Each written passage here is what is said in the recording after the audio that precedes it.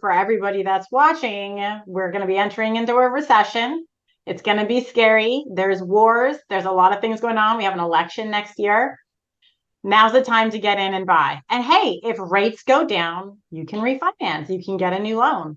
Yeah, as long as the deal meets your financial goals. And that's Oh, always the for thing sure. that I always caveat, right? Because Yes, of course.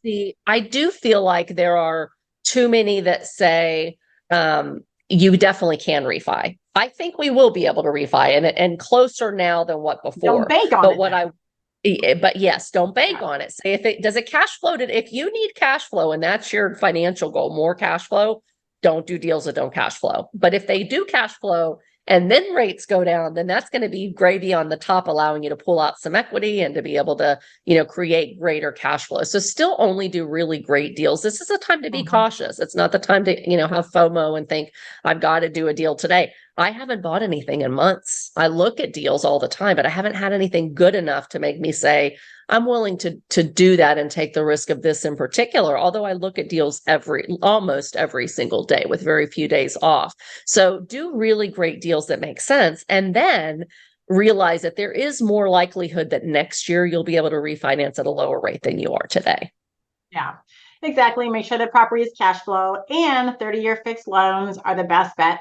In my opinion, I mean, you never know what is going to happen, right? Who knows what really is going to happen in the future? We don't know. And if you're a safe investor like I am, and you don't want to lose your hard-earned money that you've been saving and working so hard for, do a solid deal. Make sure it's going to cash flow. Have it be in a good neighborhood.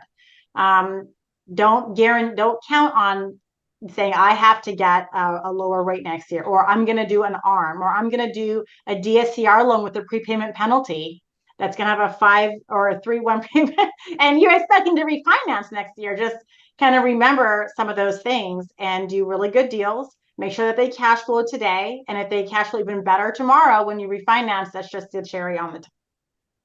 Absolutely. Yeah, I couldn't have said that better myself. I think, being really wise with the type of debt that you do is really important, especially in a changing economy. Because the other thing that'll happen is when you do have a recession, the banks are going to tighten up even more. So I don't want to do deals right now that have 1 year for me to refinance, right? Let me go get a hard money loan. Well, if you're going to get a hard money loan, ask for 2 years or ask for guaranteed, 2 automatic 1 year extensions so that you're not forced to have to refi in a market that potentially could be recessionary, that even though your rates are going to be low, your LTV might be lower, your DSCR might be higher, they might require a higher credit score. And so you don't want to be stuck refinancing in a recession unless you've got, all these contingencies kind of built in. So that's why, like you, I really like the fixed mortgages as much as you can, lock in those rates. And if possible, do it without prepayment penalties as well.